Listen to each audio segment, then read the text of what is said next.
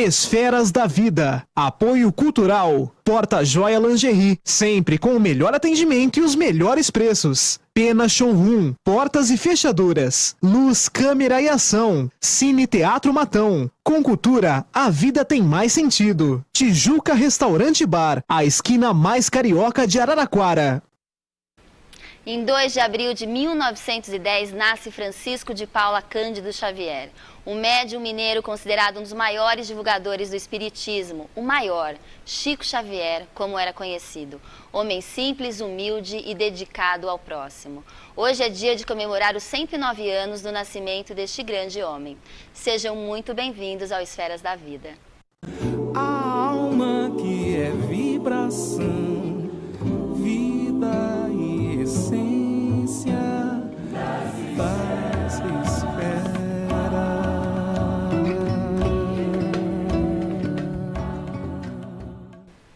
Um olhar sobre a doutrina espírita começa agora, ao vivo pela TV Cultura Paulista e pelo Facebook da TV Cultura Paulista.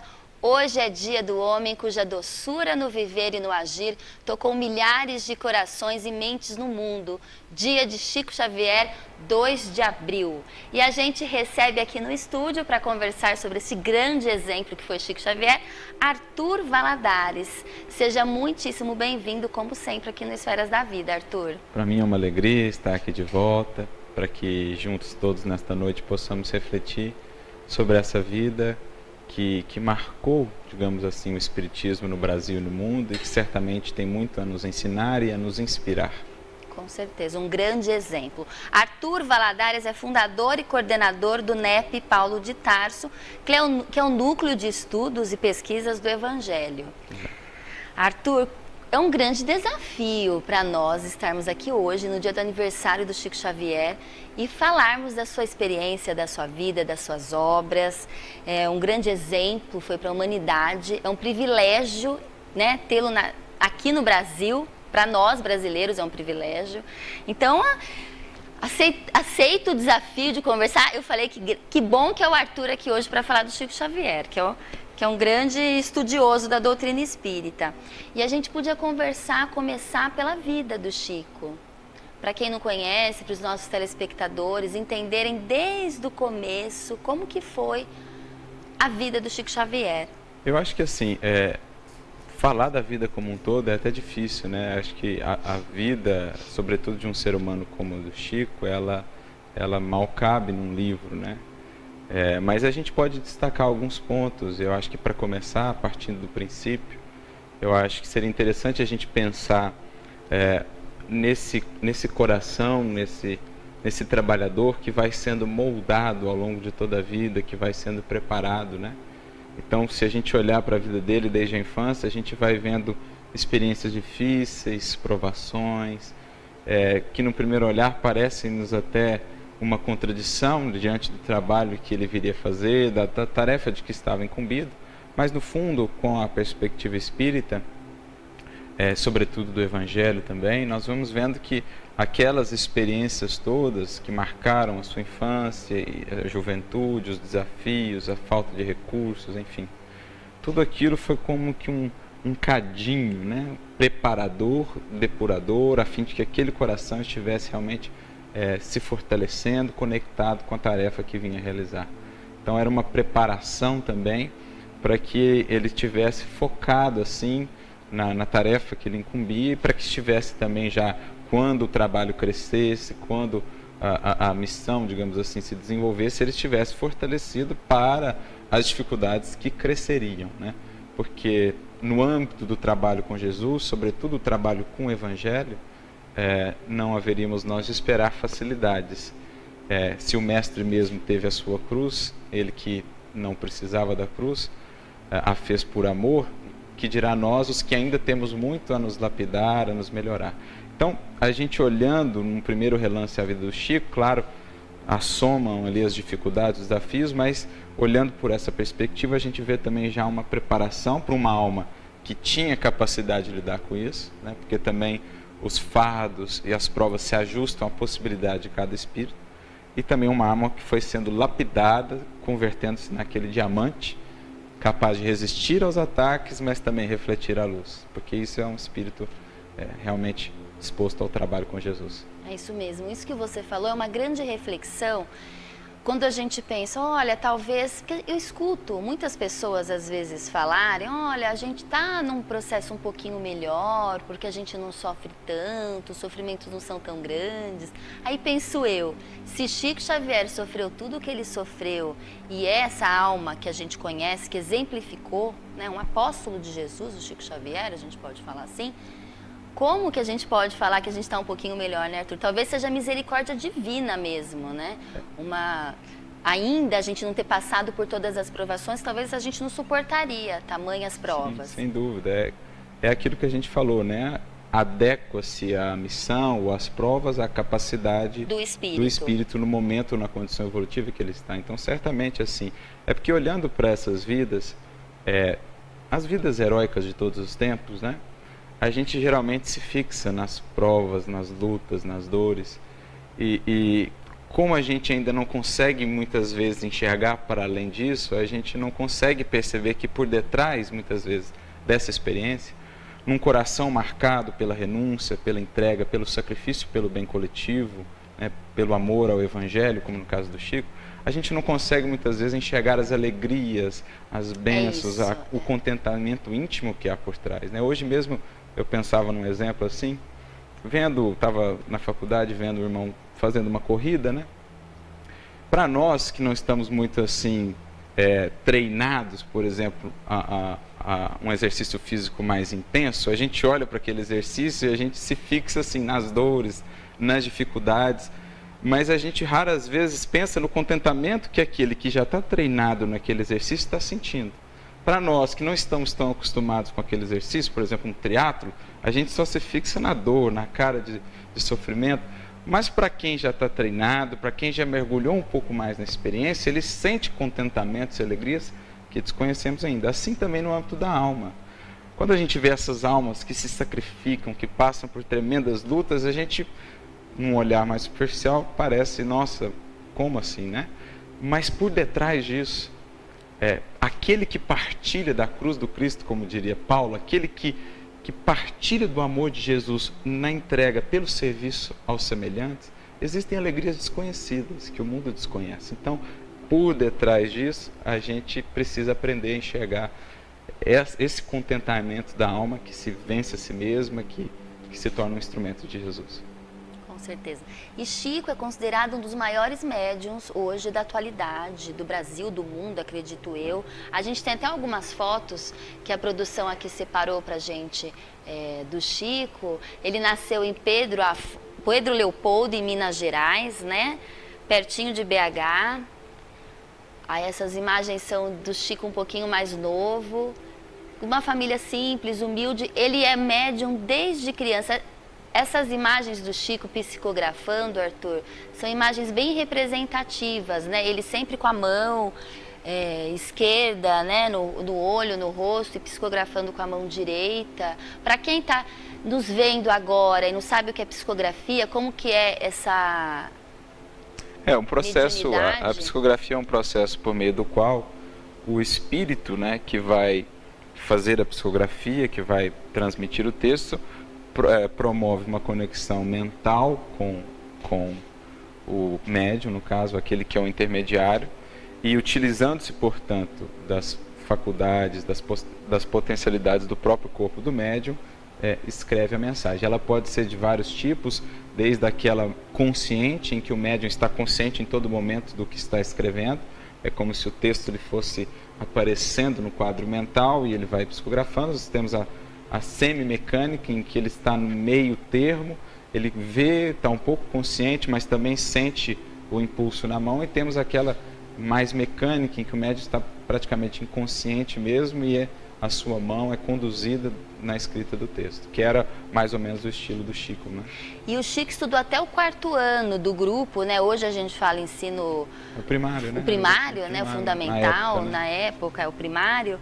E as pessoas ficavam admiradas pela capacidade dele. Quem não acreditava que era a mediunidade, que eram espíritos e não Chico ficavam admirados pela capacidade Esse é, sem dúvida, literária do Chico Xavier. e nos mais diversos campos, né? Se a gente for olhar a obra dele, penso que esse é, sem dúvida, um dos próprios recursos, né, planejados para a sua tarefa, justamente para causar esse impacto, né? Como alguém com tão pouco estudo, digamos assim, agora, né, nessa presente encarnação, poderia ter a capacidade de uma literatura tão vasta, versando sobre os mais diversos assuntos. Então, é mais uma evidência muito forte com relação à realidade da mediunidade, né? Ou seja, com relação a uma evidência muito forte de que não procede mesmo do médium. É claro que o médium também vai ter imensos cabedais do passado, que serão acessados e utilizados pelos espíritos durante o processo da psicografia. A gente olha para o médium só na encarnação agora e fala, mas ele não tem estudo. Mas nós temos que considerar que ele tem todo um arcabouço de vidas passadas, de conhecimentos, que também é utilizado durante o processo psicográfico, né? Mas também essa é uma evidência muito forte de que realmente procede de uma fonte distinta do médium, facilitando aí o entendimento, a demonstração para aqueles que são mais céticos. Então, a gente pensa que é até um próprio planejamento mesmo da espiritualidade para dar mais força ainda ao trabalho, à tarefa, no sentido de evidência, toda a veracidade de da mediunidade. E é interessante a gente pensar que a mediunidade no Chico sempre esteve presente desde criança. Mesmo quando é contada a história que a partir dos 5 anos de idade ele começa a ver a mãe, que ele ficou órfão da mãe dele. Ele foi coroinha da igreja. Chico Xavier era católico, ele frequentava a igreja católica, foi coroinha, e na própria igreja, o Carlos Bacelli, que conviveu muito com ele, que era um amigo, né, do centro, enfim, de Minas Gerais, conta que ele via na igreja católica os espíritos, os benfeitores, as luzes, as pessoas quando iam também, né, eu não sei como é que chama especificamente a hóstia, esse momento da comunhão, isso. E então, o Chico, desde criança, desde sempre era médium e não sabia que aquilo chamava-se mediunidade, na realidade. Isso acaba acontecendo com muitas pessoas. Com muitos seres. Existem casos em que a criança manifesta isso por um tempo, depois essa mediunidade, ela vamos dizer assim, ela some e depois volta mais adiante. Enfim, são muito diversos o caminho. No caso da criança mais específico, que ela ainda está num processo de consolidação da encarnação, então ela ainda vive meio que entre os dois mundos. Então é muito comum, no caso de crianças mais novas, esse relato, por exemplo, de ver espíritos, de ver amigos, de ver companheiros.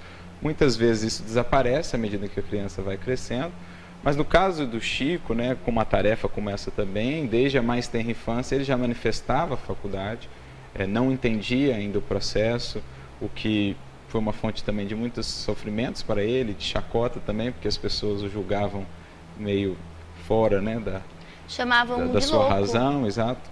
E até que ele pudesse ir compreendendo esse processo, porque ele vai começar a compreender esse processo só mais adiante, quando por um acontecimento na sua família, um caso de obsessão da sua irmã, ele vai ter o primeiro contato com o espiritismo através de um casal Perácio. Ele vai ter o contato com as obras, e daí então ele vai passar de fato ao espiritismo, funda o Luiz Gonzaga, né, o primeiro centro. Com 17 anos ele funda o primeiro centro espírita. Em 1927, exato. E já começa a se inteirar e começa então a entender o fenômeno, né? Tudo aquilo que ele via mesmo na igreja, porque estamos cercados de espíritos, estão em toda parte, há um mundo que nos cerca e a relação entre esses dois mundos é uma relação perene e constante. Então, com essa capacidade, ele viu os espíritos em toda parte, na igreja também.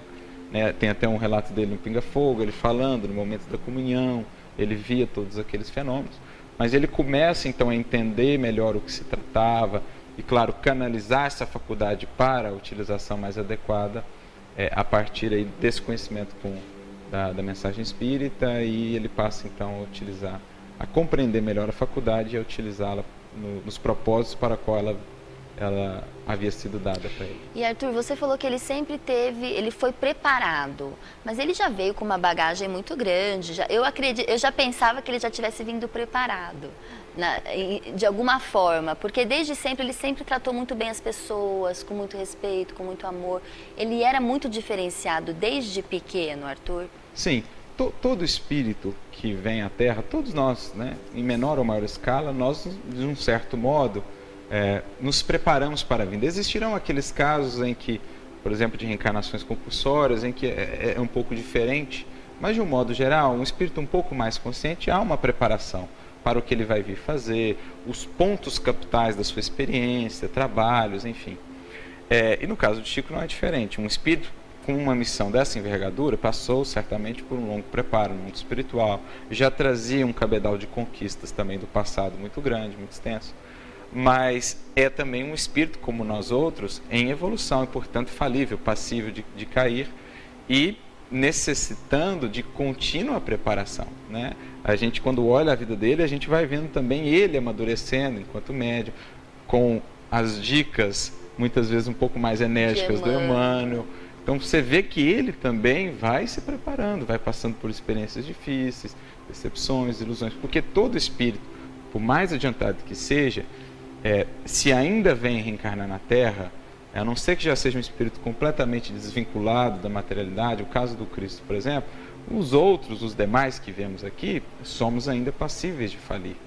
Então precisamos dessas orientações, do preparo, para nos mantermos dentro da programação. Então no caso do Chico não é diferente, ele vinha sim com o cabedal, mas precisava passar por essas outras experiências, estando aqui na matéria, porque muda muita coisa quando a gente encarna, para se consolidar ainda mais para a tarefa que haveria de realizar mais adiante.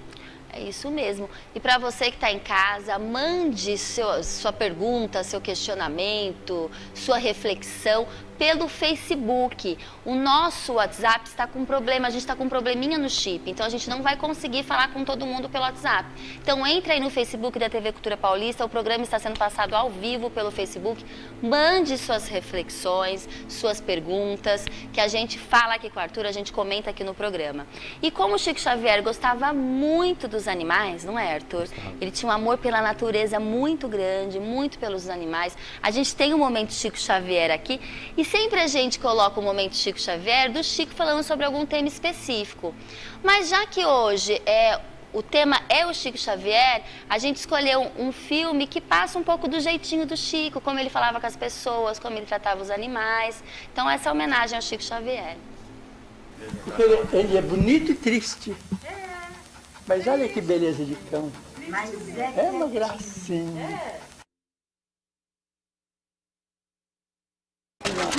Ai, que gracinha. Eu amo.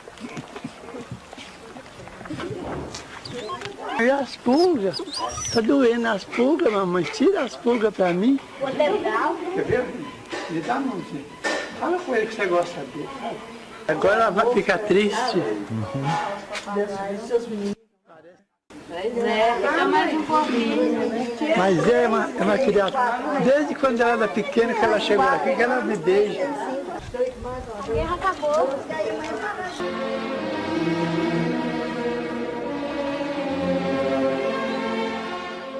Oi, Matilda. Muito obrigado, gente.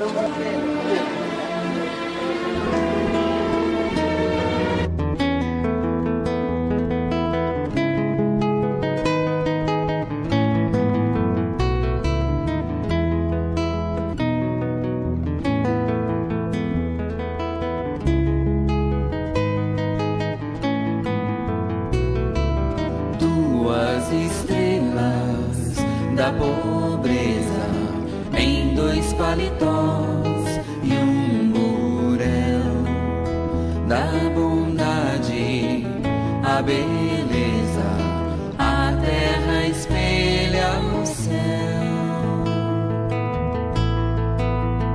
O pequeno de Assis estremece o Vaticano, toma a cruz, renega-se o zenite franciscano.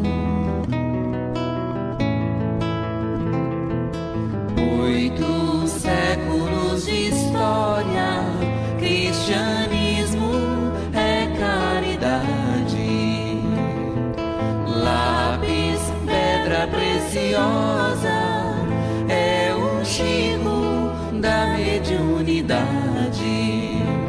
São 2 vasos escolhidos na estrada da humildade. São 2 servos a serviço da luz.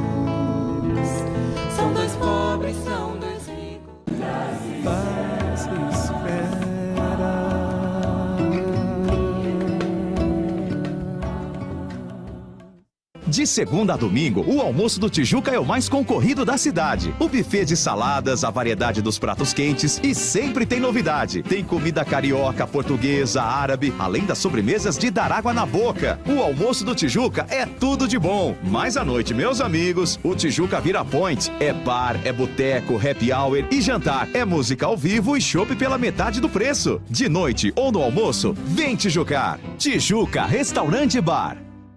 De olho na visão. Doutora Viviane Colombari, a Alice de São Carlos quer saber o que é o glaucoma e se tem cura. Oi Alice, o glaucoma é uma doença crônica que afeta o nervo óptico, é uma estrutura que fica lá no fundo do olho, que liga o nosso olho ao cérebro. Essa doença ela é causada pela pressão intraocular, pressão alta dentro do olho.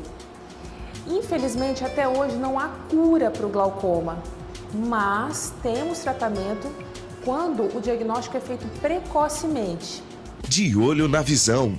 Apoio Cultural HUA, Hospital Oftalmológico de Araraquara. Pena Showroom, o melhor e mais completo showroom de Araraquara e região. Linha completa de portas e janelas em aço, madeira e alumínio. Fechaduras, travas de segurança, puxadores, alças e o mais moderno piso de madeira laminado. Duraflor. A Pena Showroom tem atendimento impecável, entrega rápida e pagamento facilitado nos cartões. Solicite já seu orçamento. Pena Showroom, Rua Castro Alves, 3410, próxima Avenida 36, no Santana. Fone 3336-5577.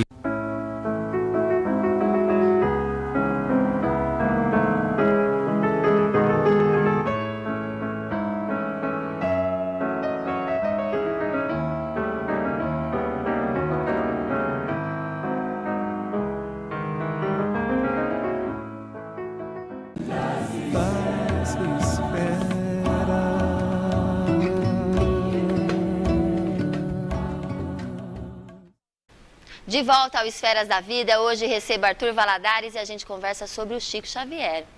Arthur, agora a gente poderia falar um pouquinho sobre as obras do Chico. E o primeiro livro foi o Parnaso de Além Túmulo, que, entre aspas, escandalizou o país porque foi motivo de investigação, processos aí judiciais, uma coletânea de poemas de poetas já mortos. Eu acho que é muito interessante a gente pensar, né, numa obra tão vasta, com mais de 400 livros, né, como hoje está chegando, acho que a casa dos 500 por causa de textos, espaços que estão sendo transformados em outros livros. O porquê de começar com essa obra, o Parnaso de Além Túmulo, com poesia, com poetas. E assim, consigo pensar em dois motivos principais. O primeiro, justamente por causa desse choque, né? Imaginemos, estamos falando de um garoto que, bem jovem à época, tinha cursado até o primário, e de repente consegue, ou traz à lume uma obra que traz dezenas de poetas, cada um com o seu estilo preservado, com o seu estilo característico, porque você, né, trazer um estilo de um poeta, manter a fidelidade àquele estilo de poeta, ainda mais tantos poetas, ou seja, não era aquela fonte, não era aquele ser de onde vinham aquelas mensagens. Era impossível conceber alguém com apenas o curso primário conseguir, vamos pensar, copiar tantos estilos de tantos poetas com essa idade e com esse cabedal. Alguma coisa tinha por trás disso. Então, por isso o impacto, né? Vindo daquele indivíduo, alguém simples, lá do interior de Minas Gerais, tamanha capacidade, tamanha riqueza literária condensada ali naquela obra. Então, a primeira finalidade... A gente tem até a imagem da capa do livro do Parnaso, produção. Eu acho que não está ok ainda a imagem. Foi da primeira edição mesmo. Olha lá. Essa primeira. Parnaso de Além Túmulo. Que foi sendo modificada ao longo das edições. Sim. Alguns poemas foram tirados, outros colocados, foi ampliada, enfim.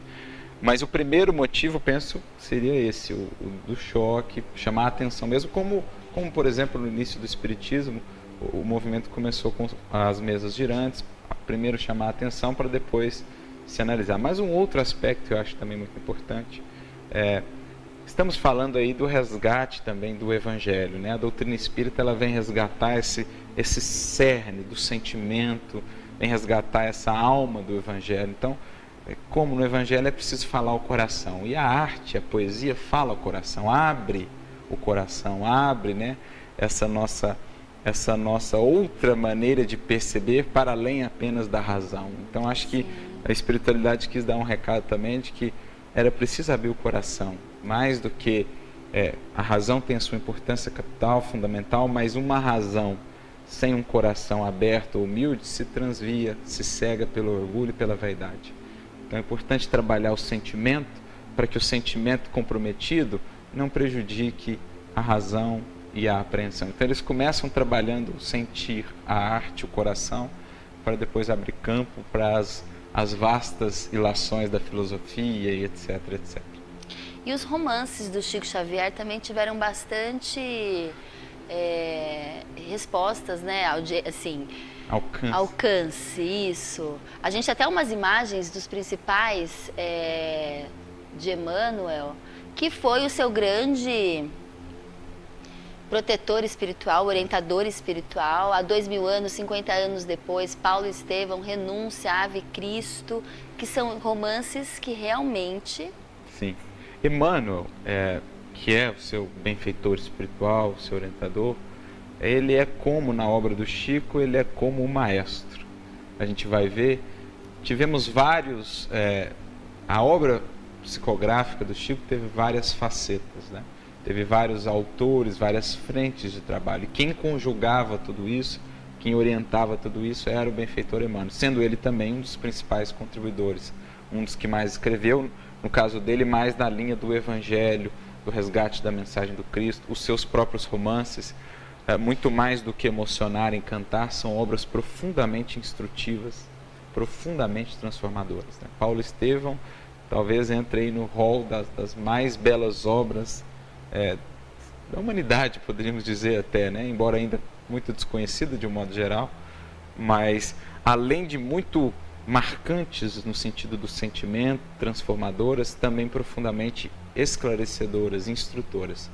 Eu te vi numa entrevista que você falou que foi Paulo Estevão que te acordou para a vida espiritual aqui, nessa reencarnação, Arthur. É uma obra realmente que trabalha muitas coisas dentro de nós, porque ela nos projeta naqueles tempos primeiros do cristianismo, né? Então você lembrar daqueles exemplos, daquelas vidas de Paulo, de Estevão, de Abigail, realmente marca, né?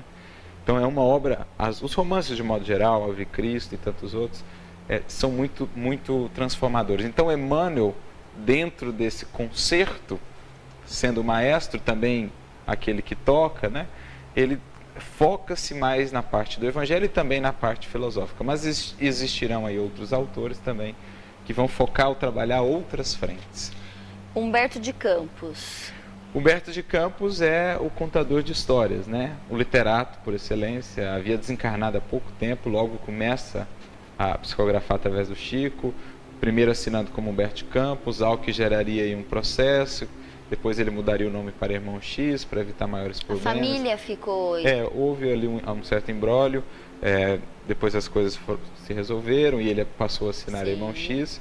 Mas Emmanuel convida esse literato, esse jornalista, para trabalhar dentro da obra do Chico essa parte dos contos, da história, né? Então ele vai escrever Brasil, Coração do Mundo, Pátria do Evangelho, vai escrever Boa Nova, que é uma obra sensacional, exato, contando, né, os bastidores do Evangelho, aquilo que a gente não vê nos textos canônicos, o que está por detrás, a intimidade da casa de Simão Pedro, enfim, tudo aquilo que é belíssimo.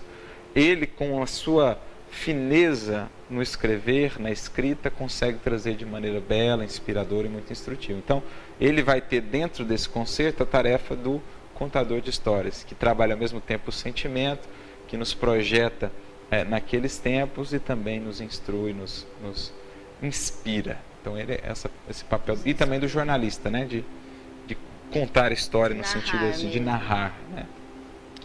E temos o André Luiz, que foi bem, né? Hoje a gente tem até o filme Nosso Lar, a gente tem aí o livro, a gente também colocou na produção a capa de uma das edições do Nosso Lar, porque é um dos livros mais conhecidos hoje no Brasil hoje, né? Como que a vida no mundo espiritual, a gente falou até semana passada aqui no Esferas da Vida, sobre quando a gente desencarna, o que a gente vai receber lá, encontrar, né? Encontrar.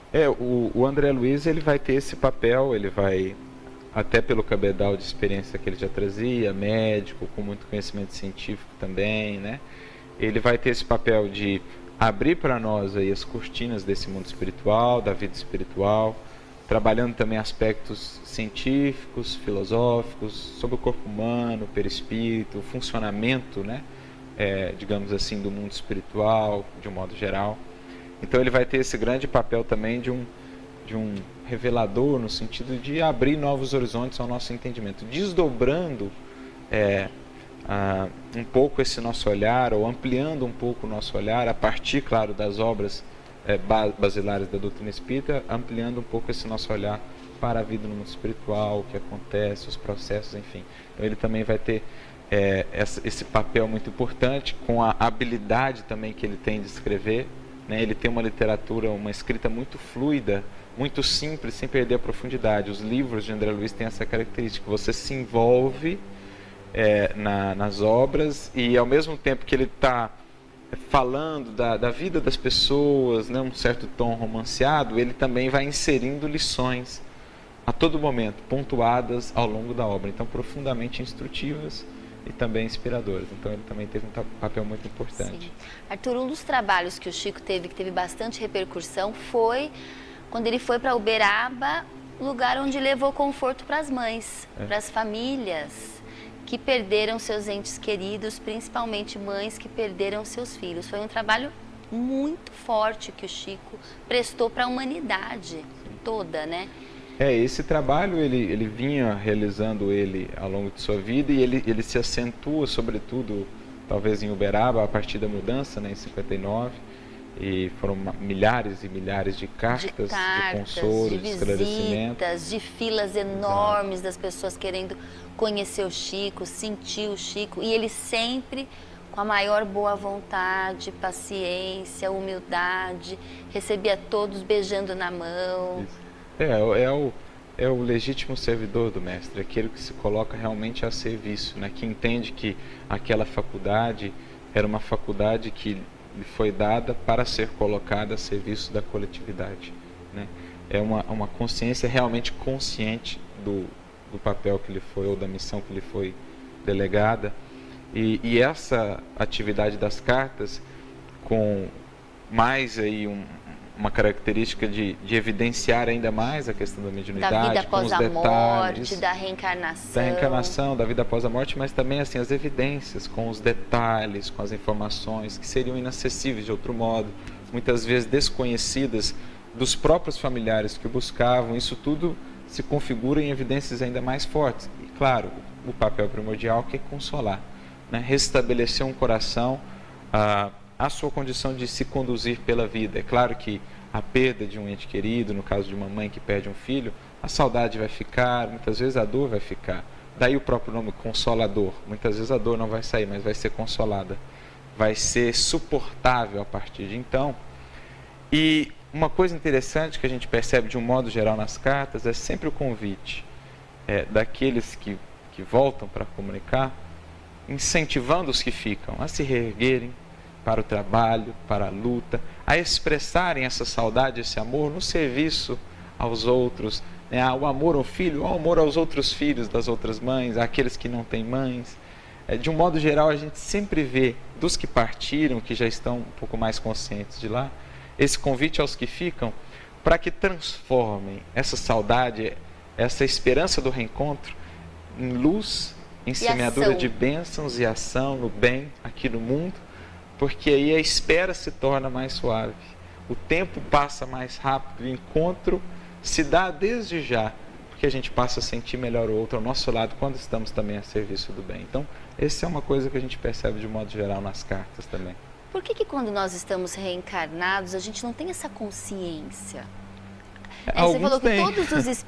Não, né? Sim. No geral, assim, às vezes a gente perde um filho, né? Às vezes é uma dor muito grande, a gente se solidariza, com certeza.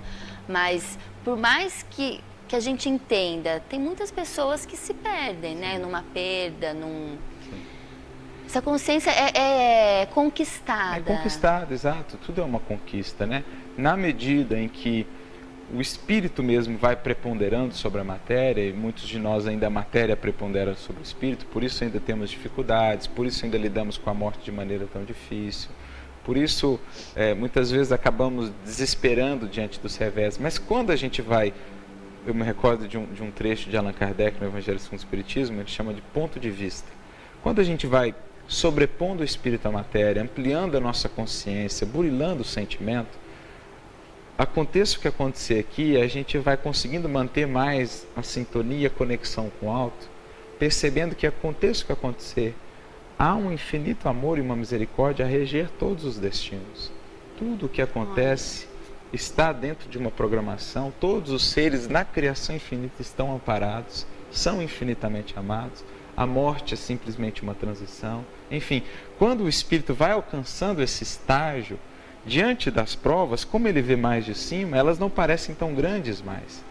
Quando a gente está muito aqui, muito no terra a terra, a gente olha para uma experiência difícil, ela parece assustadora demais. Mas quando o espírito, nesse esforço contínuo, por se conhecer, por construir os valores imortais da virtude, da sabedoria, da consciência espiritual, quando ele vai galgando esses degraus, ele vai conseguindo lidar com as provas de maneira mais natural. É a transição que Kardec vai definir no Livro dos Espíritos de o homem carnal para o homem moral. As vicissitudes da vida não o ferem tanto assim mais, porque ele sabe que só há vida. A vida prossegue sempre, triunfante, aconteça o que acontecer, todos estamos a caminho da felicidade e da luz, e somos regidos e amparados pelo amor. É isso que vai dando essa força a essas consciências. Você que está aí em casa nos assistindo, mande seus questionamentos, mande suas perguntas pelo Facebook da TV Cultura Paulista. A gente vai para um pequeno intervalo e a gente já volta com mais Esferas da Vida.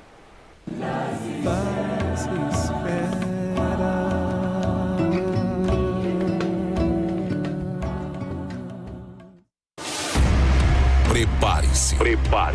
Vem aí, Única FM. Mais potência, maior cobertura, mais tecnologia. Única FM. Líder em audiência qualificada. Aguarde. Está chegando mais uma edição do maior quadro do interior paulista. O quadro que emocionou a todos. Prepare-se para o casamento dos sonhos. Você que sonha em oficializar a união com o seu amor, chegou a hora. Uma festa linda com tudo que um casal que se ama merece. Para se inscrever, entre na página Daniele Marques e mande a sua história inbox até o dia 12 de abril. Eu estou ansiosa, esperando pela sua linda história de amor. Porta Joia Lingerie. Há 31 anos oferecendo as melhores marcas de lingeries para todas as ocasiões. Conforto em toda a linha de roupa íntima feminina, masculina, adulto e infantil. Trabalha com as melhores marcas. Faça uma visita e conheça. Rua 9 de Julho, número 1152, Centro, Araraquara. Fone 16 3461 2031. Porta Joia Lingerie. Sempre com o melhor atendimento e os melhores preços. Todo sábado tem os manos, eu sou fogo pra acender, o rap é lenha pra queimar. as minas, O rap me fez corajosa, eu chamo as outras pretas de mana. e a música em forma de protesto. Respeito é pra quem tem. É mais do que artista, pra gente é direção de vida, amor. O melhor da cultura das ruas. A atitude na ponta da língua. Então bota fé. Todo sábado, 8h15 da noite. É só chegar pretinho? É só chegar pretinha? É só chegar! Roberta Estrela Dalva no comando do Essa mulher é uma loucura, ela atropela feito um tanque. Manos e Minas.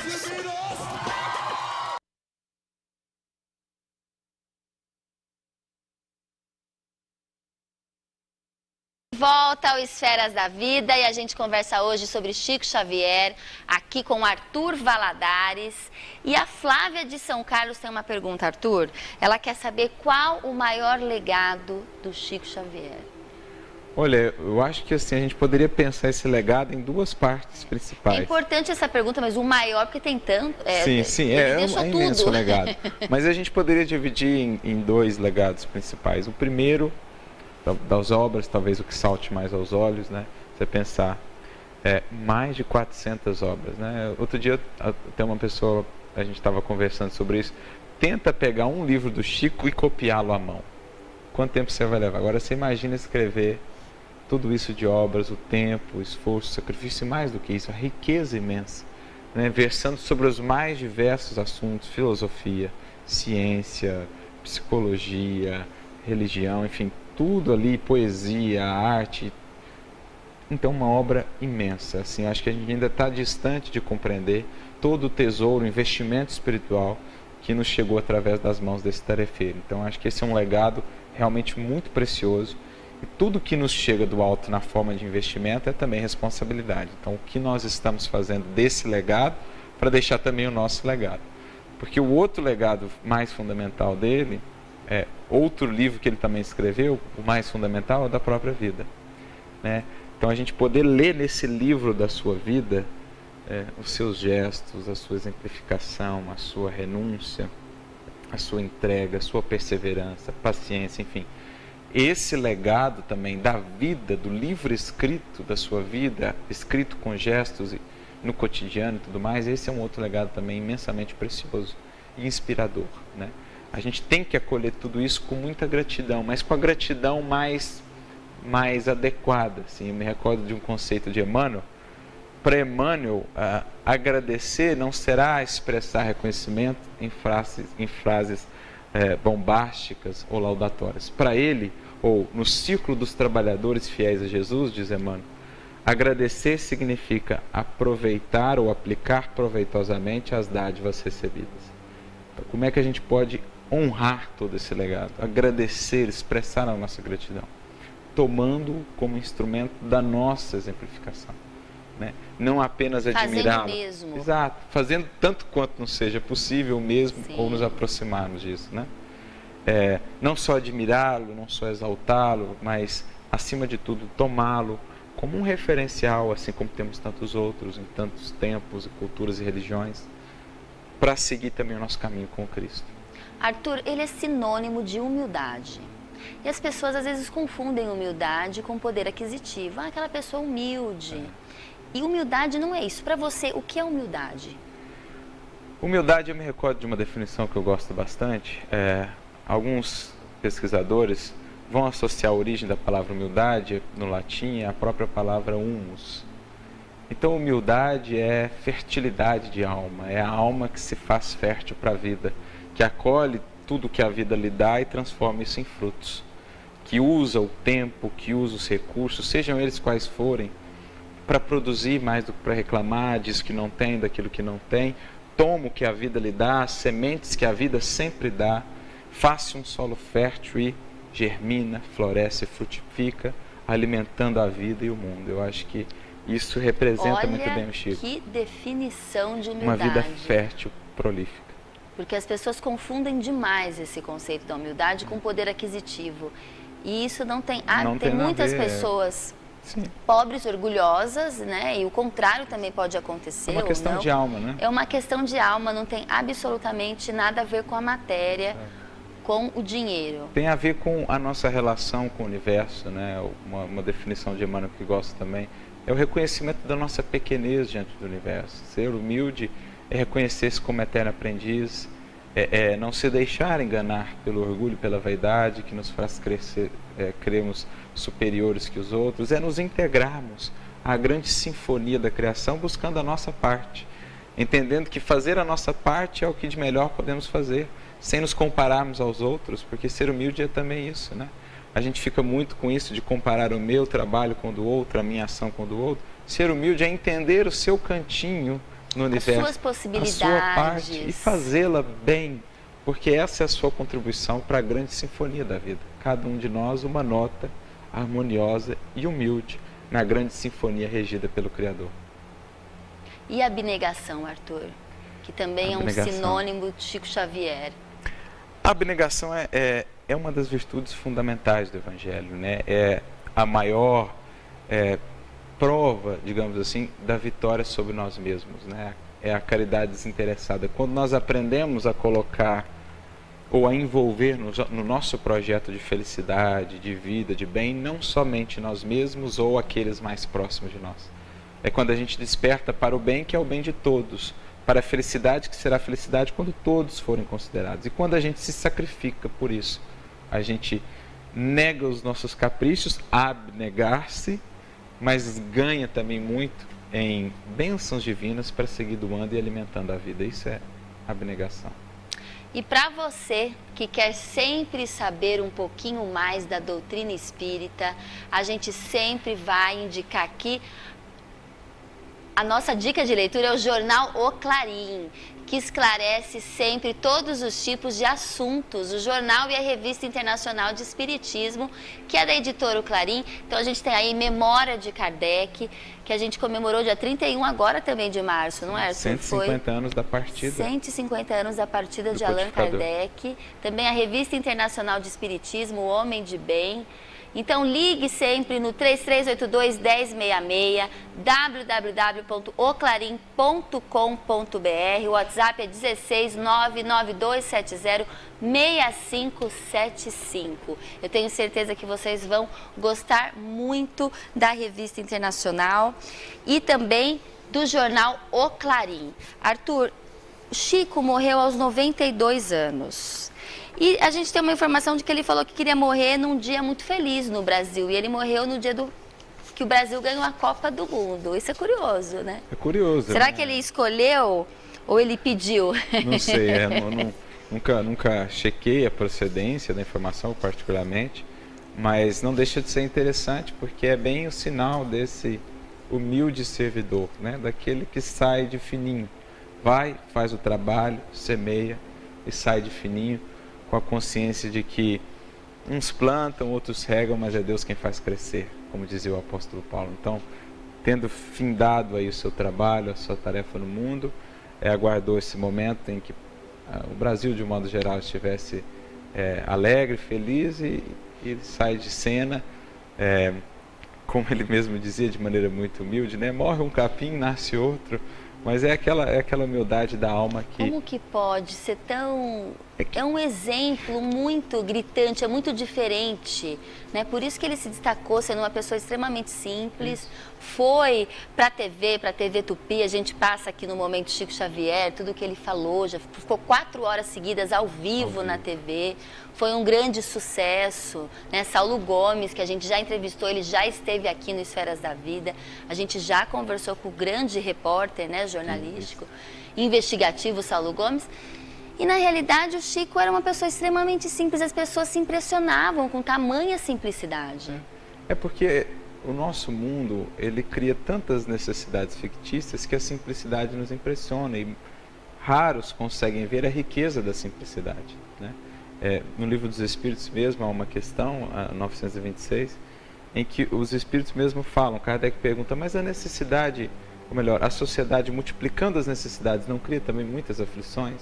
E eles, sim, né? As vossas aflições estão na razão direta das necessidades fictícias que criam. Então a gente cria tanta necessidade fictícia para ser feliz, para estar bem, para estar em paz, que quando a gente vê uma vida dessa que encontrou a riqueza da simplicidade, como Jesus ao longo de toda a sua vida demonstrou, como um Francisco de Assis quis nos demonstrar, a gente se impressiona, a gente se choca.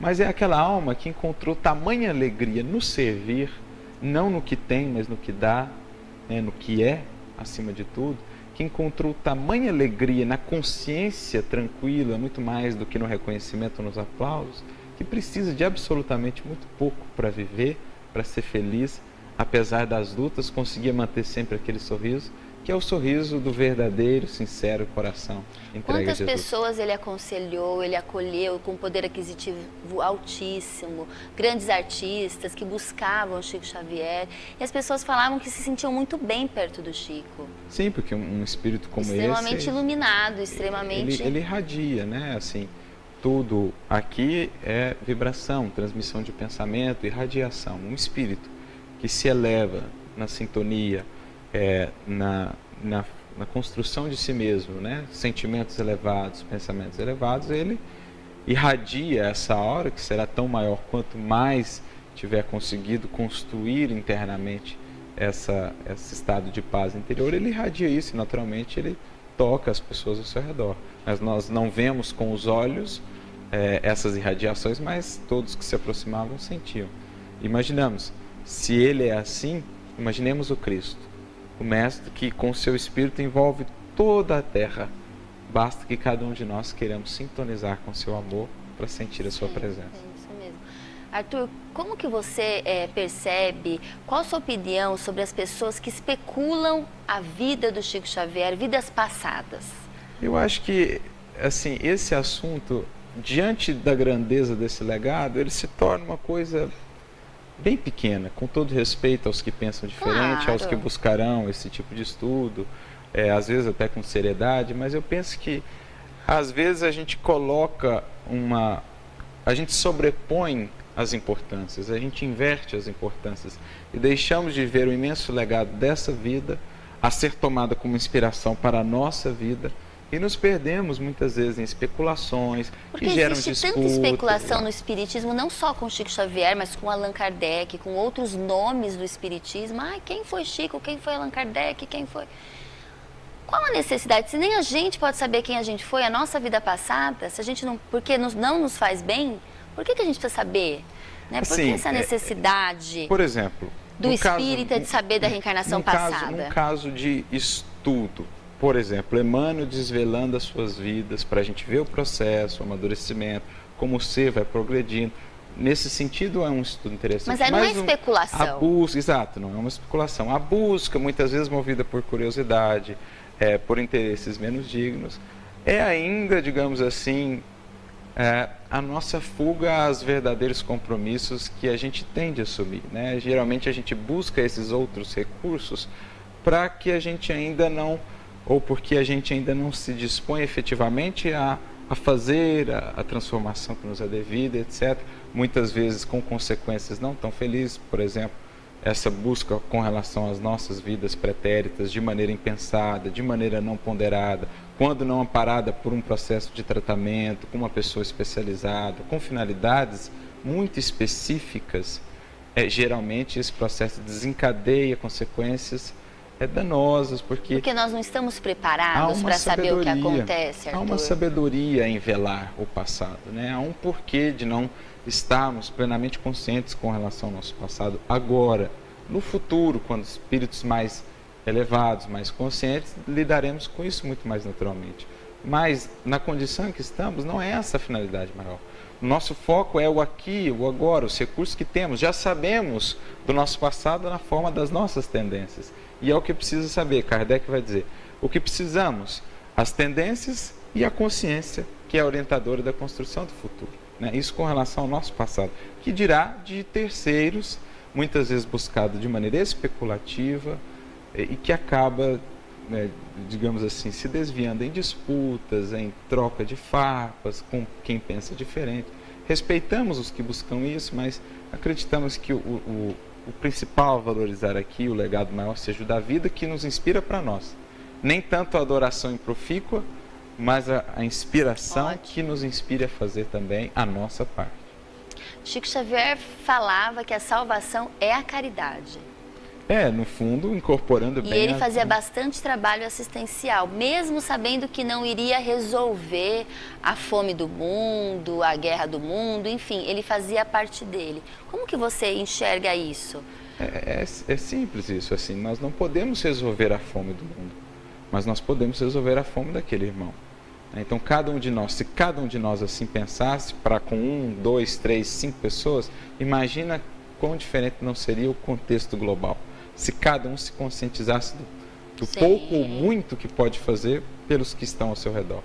Então ele juntava ao trabalho da caridade moral, que é a exemplificação, as obras que trazia, também a caridade, a beneficência mais material, ajudando ao corpo e ajudando ao espírito, ajudando um irmão seu a se reerguer para a jornada em direção à luz. Para a gente resumir para você, quem foi Chico Xavier? Uma palavra, um exemplo, uma pequena história. Eu me recordo da parábola. Eu me recordo toca. Da parábola de Jesus, quando Jesus diz assim: o reino de Deus é semelhante a um grão de mostarda. Ele, como ele mesmo dizia, era um cisco, um grão de mostarda. Mas o que pode se tornar um grão de mostarda quando semeado com amor e no bem? Então acho que ele é o maior exemplo do quão pode um grão fazer pelo bem e pelo amor. Uma luz no mundo. Sem dúvida. Arthur, gostaria de agradecer a sua presença aqui no programa, aqui no Esferas da Vida. Eu agradeço a vocês aí de casa que nos acompanharam aqui do programa. Muitíssimo obrigada. Gostaria de mandar um recado. O Otacílio falou com a gente aqui no Facebook, Otacílio Rangel. Estamos ansiosíssimos para recebê-lo aqui no dia 16 do mês de abril deste mês. E a semana que vem a gente também conversará com o Tato Save. A gente fica por aqui. Até terça-feira que vem. Muitíssimo obrigada. Um beijo e boa noite para vocês. Mas só encontro os vermes funcionários no seu trabalho infame, horrendo e rudo de consumir as podridões de Esferas da Vida. Apoio cultural. Porta Joia Lingerie. Sempre com o melhor atendimento e os melhores preços. Pena Showroom. Portas e fechaduras. Luz, câmera e ação. Cine Teatro Matão. Com cultura, a vida tem mais sentido. Tijuca Restaurante Bar. A esquina mais carioca de Araraquara.